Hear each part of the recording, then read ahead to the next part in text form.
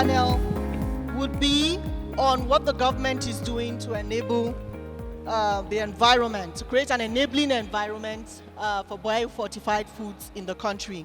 And we have key departments responsible for that on this panel today, the Federal Ministry of Health and the Federal Ministry of Agriculture.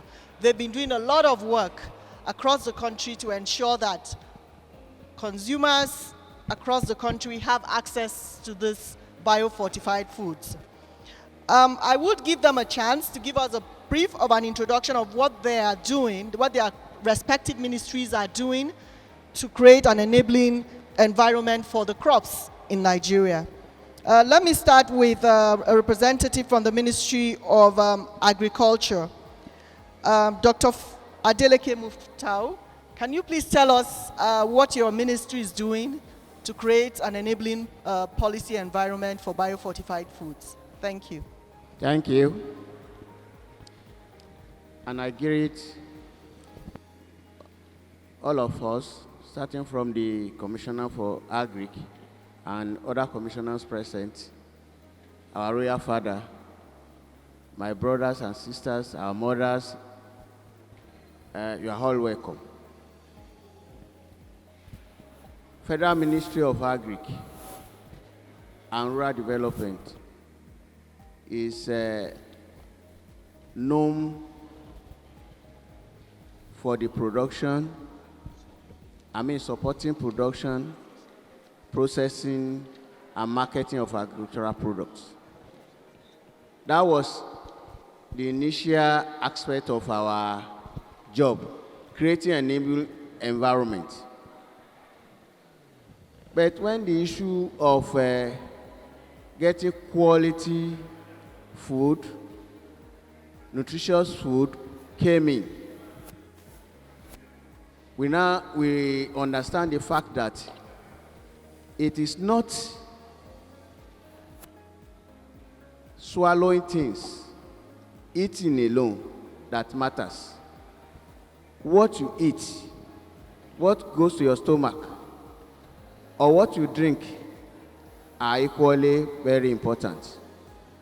And it is in the respect of this that in our discussion last year at Kwara State, Ilorin, to be specific, I made it known to us that soon we are going to have a policy framework that really establishes the issue concerning nutritious food in Nigeria, backed by legislation and working documents. Thank God.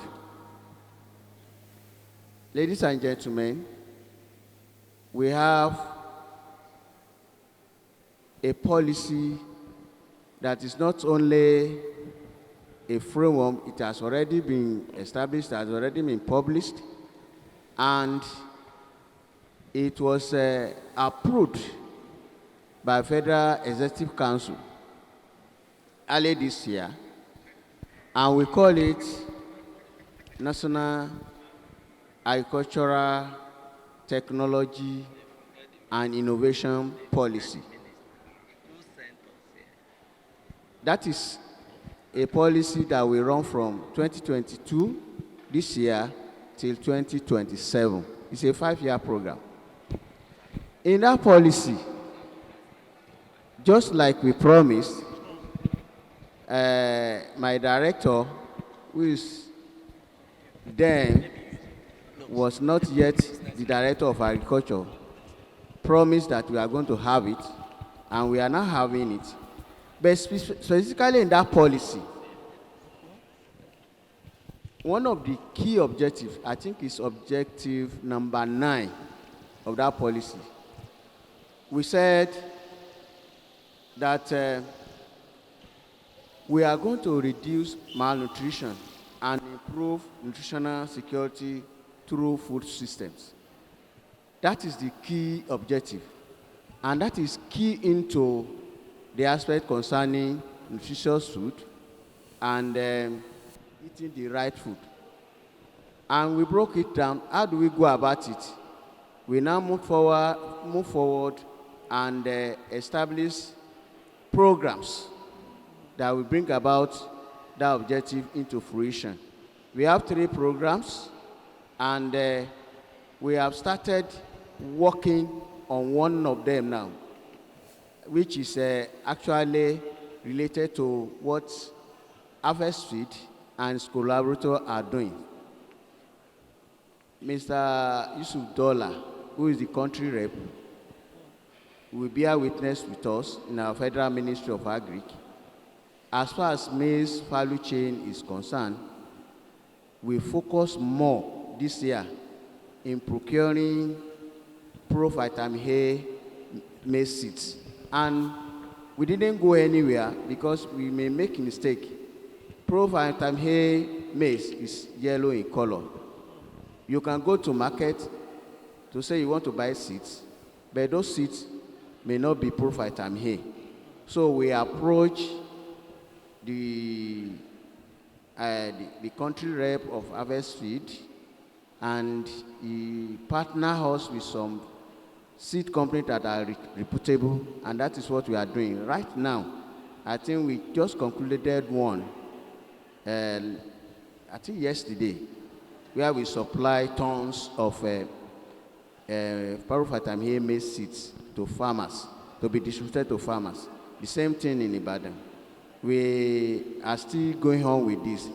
The same thing is cassava cutting that my colleague will talk about. These are the programs that we are executing to back up what we have established in our objective of native. Thank you. Thank you very much, sir. It's heartwarming to know that nutrition has been embedded into the current policy, and biofortified foods crops are one of those that will be looked into and implemented under the new policy. I would go next to Dr. Oroakbajan from the Federal Ministry of Health. Can you tell us what your ministry is doing to create an enabling environment for biofortified foods in Nigeria? Thank you. Well, thank you very much. Let me start by making some clarifications. You know, HarvestPlus and the biofortification in particular is nothing more than improving the nutrient content, the mineral and the vitamin and mineral content of the food, of the crop that we plant right from the farm. And we can agree that before now, what an agriculturist is interested is not about the nutrient of that crop. It's about the yield, the resistance, either drought resistance or disease resistance. But with the advent of biofortification, it now it came and built a bridge across agriculture and nutrition. So some of the crops that are biofortified now can be taken as nutrient or nutritious food, because they are vitamins and minerals either in form of vitamin A or zinc, depending on the crop, is now very high and can be consumed. So when they came on board, what was the role of Federal Ministry of Health? Yes, they wanted a policy backing to make sure that it is accepted. Because as at that time, there was a battle between GMO foods and biofortified foods. So the confusion was there. Then, and the Federal Ministry of Health has the mandate of guaranteeing or protecting the health of the citizens, either through the food we consume and so many other ways. So when they approached us, a lot of questions were asked, a lot of, we needed some backends to ensure that it is safe. when we got all these things, the Honorable Minister then instructed that biofortified or biofortification should be enshrined in the guideline, micronutrient deficiency guideline of the Federal Ministry of Health. And that was the first policy back in health gave to biofortification, and it became accepted in Nigeria. And ever since then, we have also moved a step further to include biofortification as another strategy by the Federal Ministry of Health or federal government in tackling micronutrient deficiency control in Nigeria. Because we have so many strategies in addressing it. I don't want to go to the story of letting us know that micronutrient deficiency, otherwise known as a hidden hunger, is a very serious case in the third world countries, especially Nigeria, whereby people suffer from it without actually knowing that they are suffering from micronutrient deficiency. Like some of the deficiency of IDD, iron deficiency, we have the IDD, we have the vitamin A deficiency, which biofortification is helping us in addressing by having pro-vitamin A maize and orange sweet, fleshed potato. Also, they have also, in some other countries, we have what we call the golden rice, which they fortify with zinc, and so many other vitamins. Biofortification has been given a very important place in the policy, in the strategic framework of the Federal Ministry of Health. Yes, and it has also been accepted as, adopted as one of the strategies towards addressing hidden hunger in the country. And it is also part and parcel of the National Food and Nutrition Policy, apart from the National Micronutrient Control Guideline in the country. So, and we are also working hard to ensure that the level of pro-vitamin A that they are currently, we have currently in these vitamin crops moves to a higher level. Because the higher the ppm, the better the vitamin A we have at the end of the day. Because we have about 4 ppm, will give us, at the end of processing whatever, will not give us up to 1 microgram of vitamin A. So that's why we are advising them to move it up to 17, 20. So that by the end of the heating, processing, whatever, you can have up to 4 to 5 microgram of vitamin A at the end of the, which the body will absorb, and to be able to get exactly what we want and not only color. Thank you very much. Thank you very much, sir. Indeed, it is exciting to know that there's an opportunity for very strong synergy between the Ministry of Health and the Ministry of Agriculture for us to be able to achieve the objective of increasing the consumption of biofortified foods in Nigeria. The next question I have is for Dr. Raji Bamidele. What challenges, if any, have you faced in terms of implementing these policies that are supposed to enable the biofortified foods system in Nigeria? You are welcome, moderator. In addition to what the federal ministry is doing on nutritious activities in the ministry, in addition to supporting the policies that are favoring the nutrition activities, the ministry is also partnering with relevant agencies, both within the federal, states, an NGO like HarvestPlus. Such agencies include IITA, National Root Crop Research Institute, Umudike, for various researches into all these fortified commodities on cassava, orange flesh, sweet potato, maize, even to cereals commodity. Research is even going on for how they will fortify rice, because so that it will reduce the cereals carbohydrate content to certain level. These are also part of activities the federal government is doing towards achieving nutritious activities. Now come to the challenges, as from my moderator. The challenges the ministry is facing, there is no doubt about that. Fund is a major activities. Funding is depleting everywhere because we have so many activities.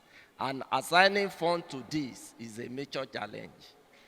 If we have other agencies, such as NGO or banks, that can support farmers to get into fund in delivering this research institute, we will achieve more rather than focusing on only government budget, because it's only through budget that we are focusing. This is one. Then another major challenge is for majority of the farmers to adopt this technology. We still need to buy in most of these farmers. Actually, it's a good technology, and we all knew the advantages. But we need more sensitization and for all these farmers to buy in into what we are canvassing. Then in these activities, we want more states across the country to partner with the federal government to deliver these products to the beneficiaries. Because the federal government is over there where he is. Many of our farmers reside with the states. This is where we want a robust collaboration between the federal government and the states to deliver this product to those who are there. And in this line too, we will want more collaboration and synergy with our local governments, because agriculture is being done within the local governments, and these are the people that will fight all these nutritious activities. If we can get more synergy within these agencies, we will deliver more to the grassroots. You are welcome. Thank you very much, sir. So that brings me to the third question, which is for Dr. Babafemi Lawal. What other strategies do you think, he has mentioned one or two, about what the states can do, the state ministries of agriculture can do to ensure that there is an increased supply and consumption of biofortified foods within their states? All right, thank you so much for having me. I'm from the Nutrition and Food Safety Division of the Federal Department of Agriculture, Federal Ministry of Agri and Rural Development in Abuja. We have undertaken steps in making sure that biofortified food are delivered to our farmers. And one of these major steps that we have taken, that I also believe that the state can also buy in, is training. The training of our nutrition officers, training of extension agents, just like my Oga rightly mentioned, to buy into this by our farmers. They need the presence of extension agents in their localities to actually demonstrate, because it's very, very difficult for our farmers to adopt these innovations. But when they see it being practiced side by side their own agriculture and they see what is going on, and they can easily buy into it. Though our farmers, they are very, they are not, they find it so difficult to take risk. But when it is done and they can see practically, they can easily buy into it. So in all the 6 geopolitical zones in Nigeria, we have encouraged homestead gardening. It is a very common gardening in those days, backyard gardening, where these fortified crops are grown. We have mentioned a few of them. Those crops are also available out there. If they are encouraged to practice homestead gardening, backyard gardening, where they grow all these items, ugu, fortified maize, orange fresh potato, they can easily go in there, take it, and so in one of our programs too, we have supplied Noila birds and even goats to our farmers, so that when they rear it and easily they can go in there, take. State can also buy into this and make supply to our farmers, So training of our women too in the utilization, processing, and even the preservation. One of our major problems, is that preservation of all these items is very, very difficult. But we have trained our women, in how to utilize these crops, how to process them, and how to preserve them. And so state can also buy into this and train the farmers too. So finally, I also want to say that the use of chemicals is another area where we have come in.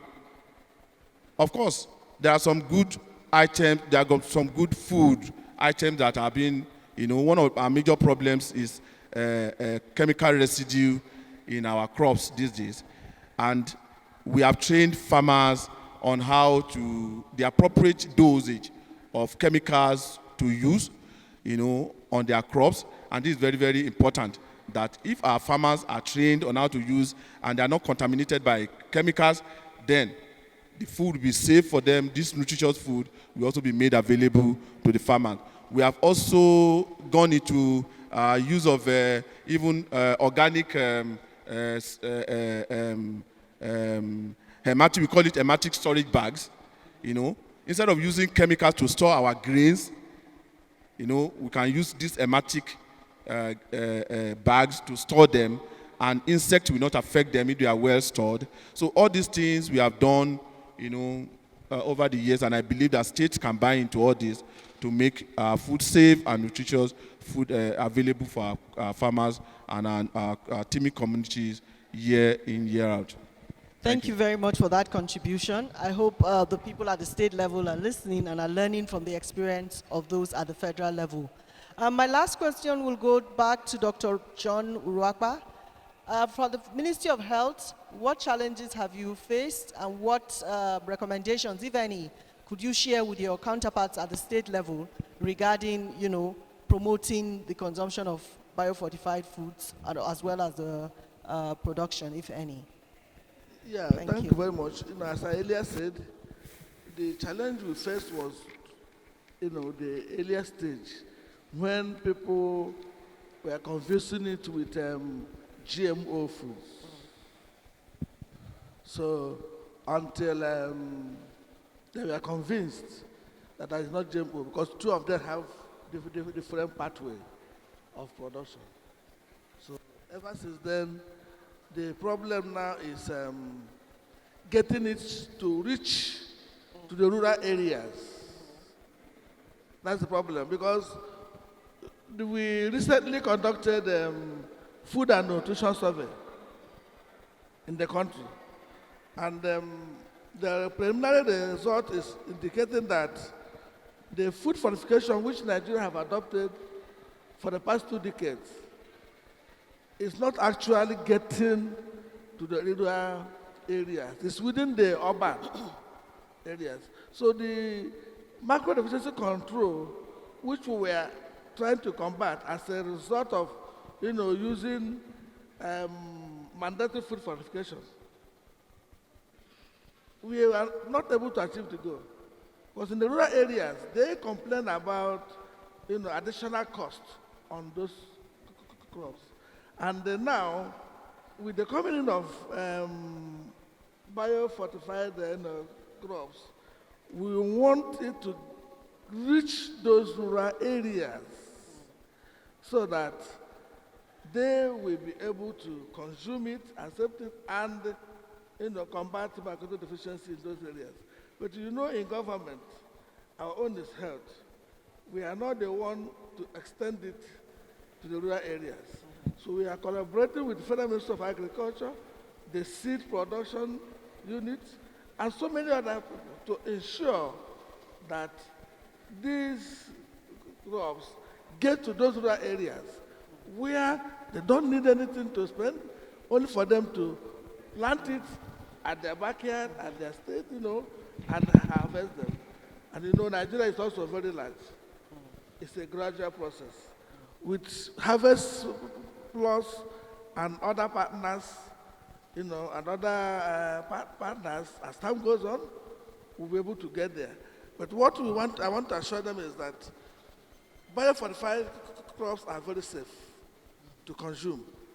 And the bioavailability level is very, very high. It's even a business. If you go behind the exhibition, all those things are seen there, they are products from biofortified crops. Some people, we have some of them that are currently exporting to the United States of America. They're all millionaires. Those that started earlier, they're here. They are all millionaires. The demand for their crops is very high outside the country. So people are encouraged to go into it. The yield is very high. Some of them, 5 of us cannot pull it out. Is it not true? I've seen one cassava. We can't pull it. Very big. So both the yield and the drug resistant and the disease resistant, everything, and the nutrient, everything is now built into all these biofortified crops. So we encourage people to go into it. It is safe, it is not GMO, and as we do that, it will help us to draw some people out of poverty level and also stop micronutrient deficiency among our people. Thank you. Thank you very much, Dr. Dr. John Uruakpa, for that very good summary. Thank you so much to all the other panelists as well. If I would say key takeaways from the panel today is that biofortified foods are healthy, they are safe. We have had that from the Ministry of Health. And they also give farmers an opportunity to earn higher incomes because of their higher yields. There are opportunities also for us to integrate them into our food systems, even at the household level. We can see mothers seated here in the house. You can increase the consumption of biofortified foods in your homes by including it in the food timetable that you have in order to improve the nutrition outcomes of your families. And for the state ministries of health and agriculture, there's a lot of room for collaboration with the federal ministries to ensure that these new technologies get to the grassroots. And for farmers as well, they will require more extension services and more awareness, to ensure that they learn more about these new technologies that have been released and how they can, effectively grow these food crops to meet their nutrition requirements in the respective local government areas where they live. Thank you so much for your contributions, panelists, and thank you so much also to the audience for listening. We hope that you have learned a thing or two from this session. Thank you.